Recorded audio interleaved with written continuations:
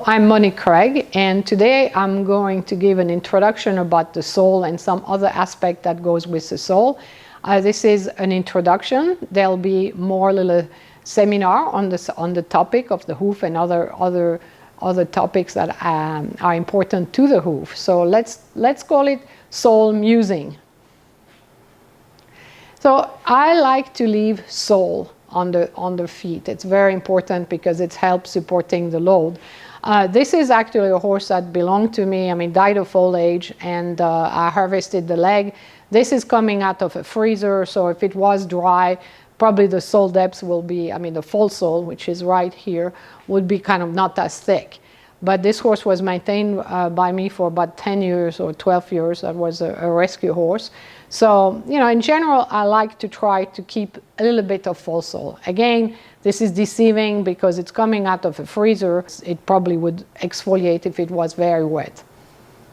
So what is the full sole? Well, it's a function of also the soil, the moisture, but in general, for a certain environment, horses shed their sole. So the full sole is actually created by the bar that overlay the sole itself. So this is growing from the bar over the sole, and then eventually it starts breaking, and then you can see your true sole right there. The question is, you know, not every horses create full sole because it depends on the soil and the moisture, but this is kind of a pretty much general pattern of breaking at the frog right here.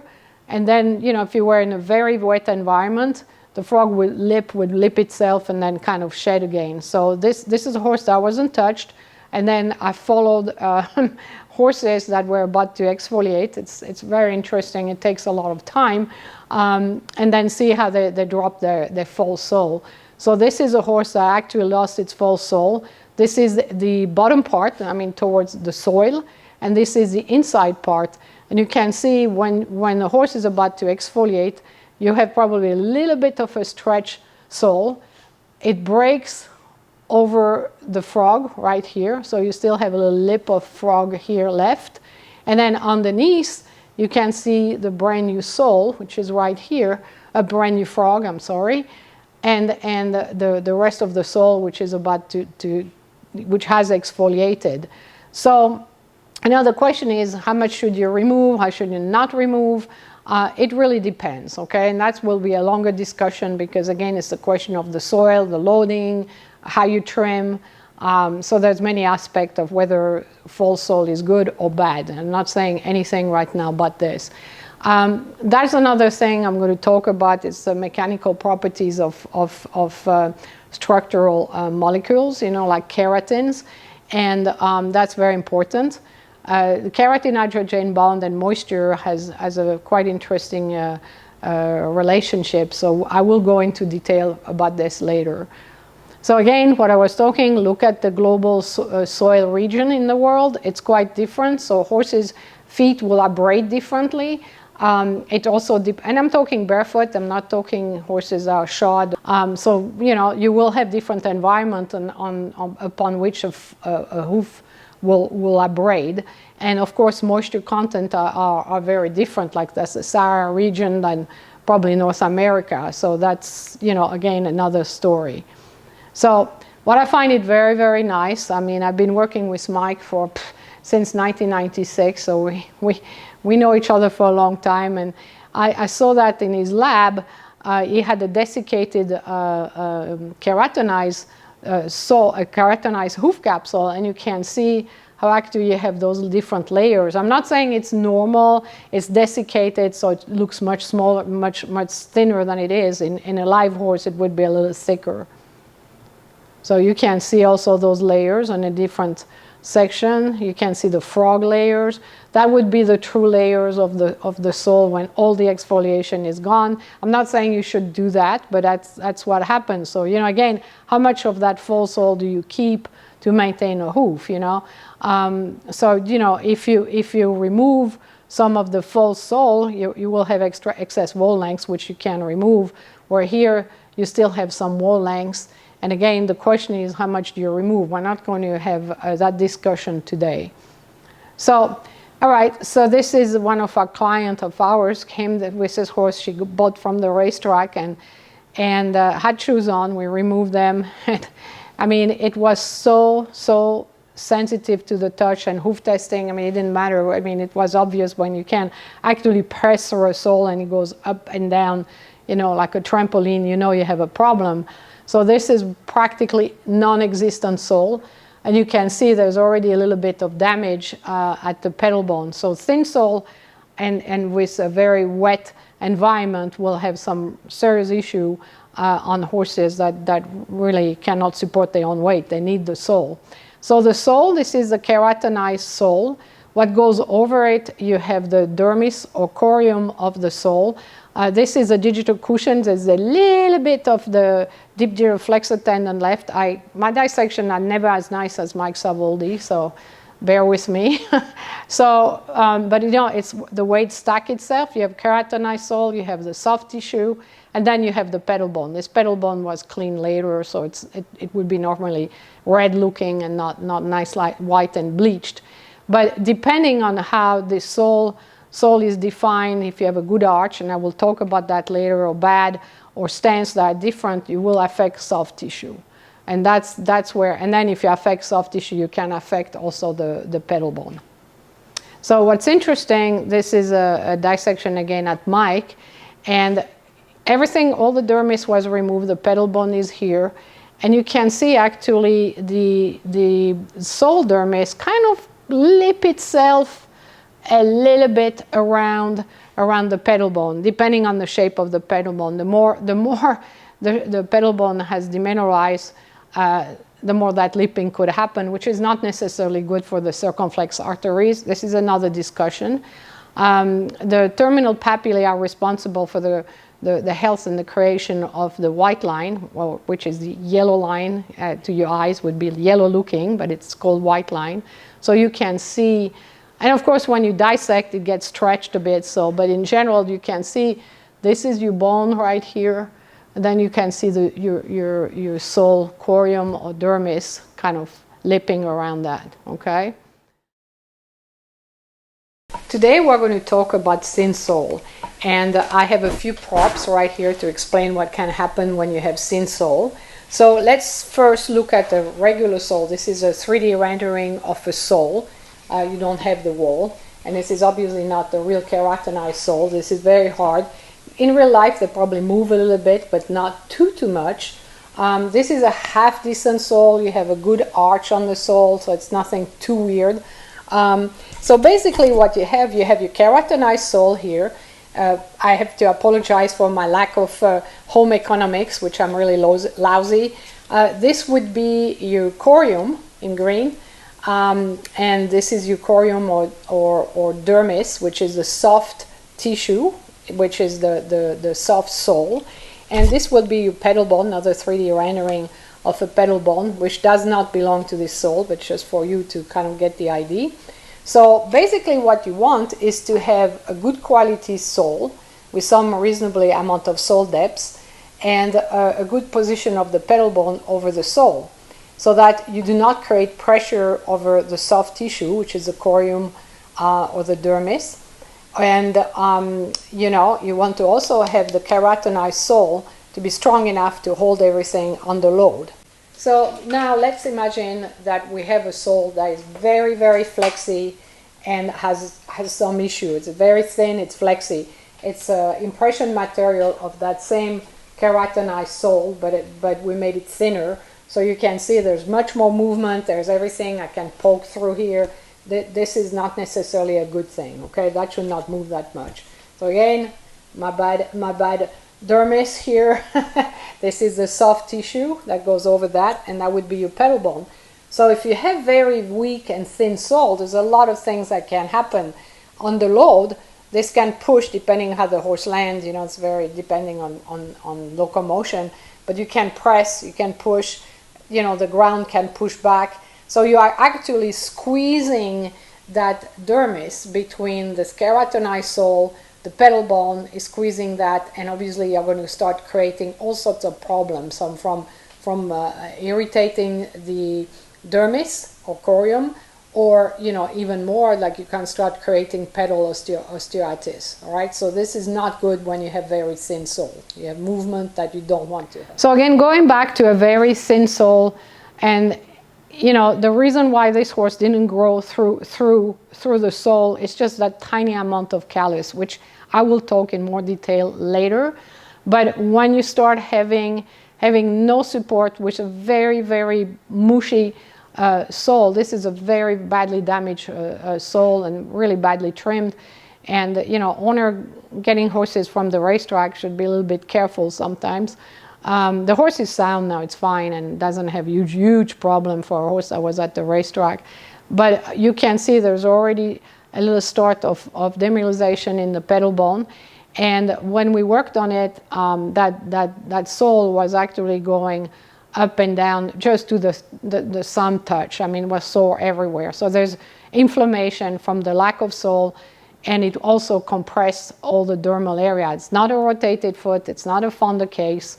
You know, the horse is not going to a laminitic case. It's just could have been going to actually a laminitic case, you know, a road fonder, if this was not taken care of pretty fast.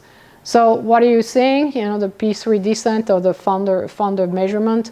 This is the extensor process. This is the end of the coronary band. You want to see whether this is descending, which is not the case.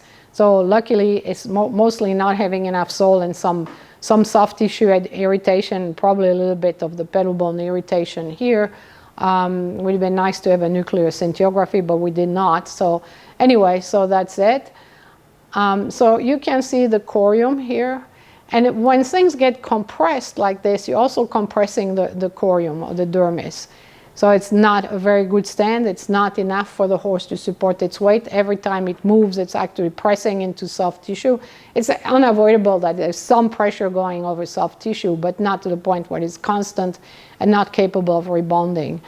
So again, the way I measure the sole depth, so you know, it's just here. There's different way of measuring it. Well, I'm just looking at the distal end of the third phalange, or P3, right here, and your dermis is right here. And you know, there's really not a lot of landscape for this horse to kind of have some support, so it's not good. That's pretty horrible foot. I like that, you know, it's not a question of being barefoot or not barefoot. It's a quietly damaged foot and badly trimmed. Again, it will help. You can help. It's going better now. We have less flare, but you know, till the foot heal from this, it takes a while, and it's always a little bit scary.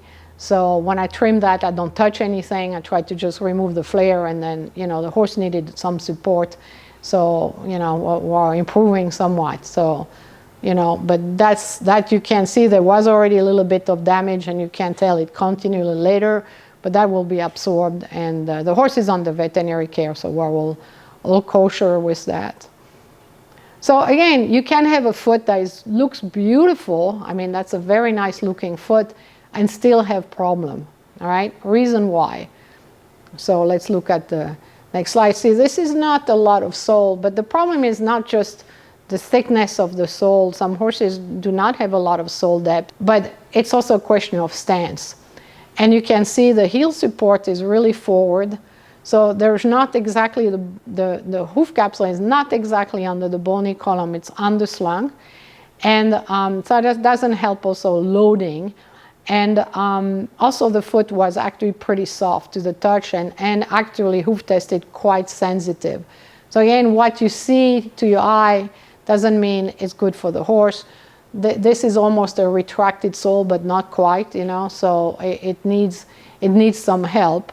So the other foot was not any better. Same thing, the point of support is all the way forward, so that the heels are run under.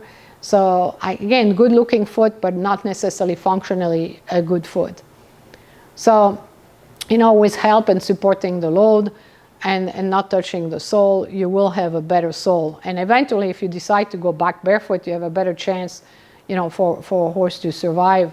And what's interesting, the horse actually has more heel than it appears, and it sounds counterintuitive because I did lower the heel and put the support further back. So you have a better stance, you have more heel, and I have more sole depths at the distal end of the third phalange. The thing is, again, you can have a foot that looks good. It's not bad looking, but when you take an X-ray, it's not that great, and you have irritation under the foot. So, you know, again, same scenario, not as good as a sole depth as here, and then the point of support of the heel is slung forward. So this horse has actually heel. So those are loading issue, and the foot is standing more under the bony column than the first time we saw the horse. So, you know, another situation, this is not a Fonda case, this is a club foot. And basically, that's a horse I use for demo sometimes, and someone kind of removed the apex of the frog, which on this horse is not a good thing, and basically caused the foot to start dropping. You need to think what you're removing on what type of horse. So, you know, and then you can see already kind of compressed layers of keratinized sole that just should not be compressed. It should be decompressed. So, of course, then I had to do something a little bit drastic to help the situation. I'm not saying you should do that, but that's my horse. So it got better after that. I didn't need to do a reverse wedge. But what's interesting is to see that those layers being decompressed. It's not an abscess. It's just someone gouged under at the apex of the frog and at the sole. So but you can see the compression. So this is getting decompressed. So again, the point of this little discussion, you can have compressed tissues because of load, and you have to be very, very careful on how you manage the load across the foot, and that's a longer discussion. All right, so that's one example. So what happened when you actually remove support on area which by nature, because it's a club foot, is already weakened just because the horse has been like that all its life, you're increasing the palmar angle. So and there's another thing that happened, you're pushing the extensor process into coronary band, so it's not very good. So when you do that, you can actually help the stance on the inside, and you're also decompressing tissue, and it's also the corium or the dermis. Not saying you should do that, that's only one time, you know, deal and then go back to something normal. But sometimes when there's a little accident like that happening, it's always a learning experience. So again, another question, is a lot of sole good or bad? Well, again, too little sole, you're changing the position of the pedal bone, especially if you remove more frogs. You know, some horses need it as that support. So this is not exactly adequate. But how about this? Well, you have a lot of sole, and sometimes when you leave too much sole, you can actually cantilever the stance in a negative plane. So there is a fine line about leaving sole and not leaving sole. Having said that, I like to see sole, it depends. All right, so sometimes you have to also know how horses grow over their feet and think a bit how much you want to remove for that particular horse. So this is a horse that actually self-trim itself and is living in a very arid area. So the stance of this horse is very good. You will see the sole depth is not that fantastic, but the horn is very, very hard. It's a summer horn, it's okay. But it cannot be okay when it's ridden. So this is the front part of the foot. So you can see that this is not a huge amount of sole, but it's not that bad. And the foot is really under the bony column. So it's not horrible. You know, for preventative stuff, people would rather have, because they ride on hard ground, to put a shoe. So we put a shoe under the foot. But what's interesting, the horse came out of the trailer. It's not that people are dirty or anything. It just gathered some dirt and some manure. And, you know, it's very normal for horses to have stuff in the commissure of or the collateral grooves of the hoof, okay? So it's not weird. I kept it because I thought that was nice to see how things have packed itself. We cleaned it. I don't know why I'm using we, but I clean stuff. So, but what you don't want to see, it's a longer P3 descent of the Fonda number here. Extensor process as it relates to the coronary band is a little too high. Even so, the palmar angle is not so bad. You do not, this is a pasture horse. you know, on ground that's semi-soft, so, and it still has a callus. It's not that bad, but, you know, is that good for the horse to be this way barefoot? I personally don't think so, but, you know, it's not my call here. Same thing here, but it's interesting. The horse has a little bit, you know, it's not stressed, but it's compressing a bit the foot, but it's not too bad. So, you know, so the reason why this horse is not in pain, because it's not, you know, it has a callus and it's on soft ground, and the horn was not super soft, and no one went under the foot to destroy the foot, okay? So, but, you know, is that ideal in the long run for a horse? It's hard to tell. So, same thing here. You can see, you know, how little, that's the dermis right here. You know, if it wasn't for that callus, which you can measure from here to here, this horse would be in trouble if you were to remove that callus. And I will talk more about this later. So this is one of my own horse, and you can see the amount of really strong callus, strong foot. And this is like, he was like 31 at that stage. So I've been shoeing this horse for, I mean, trimming and shoeing this horse for about 29 years. So I have data on that. I have a lot of horses like that. Really beautiful arch, you know, kind of for a 31-year-old horse, it's actually quite good. So I can't complain too much. This is his foot. The last time we had him, he was shot because he was older, you know, with composite shoes. And that's when he was barefoot. So there's not huge difference. And I rode him till he was 26 years old. So, you know, we had a good long time with him. So that's his foot. And you can see the whole case study, and I have more stuff on him. So you can see the whole history on him. And that's it. And there will be more to come, because there's all those little fine points, you know, that we'll discuss in more detail.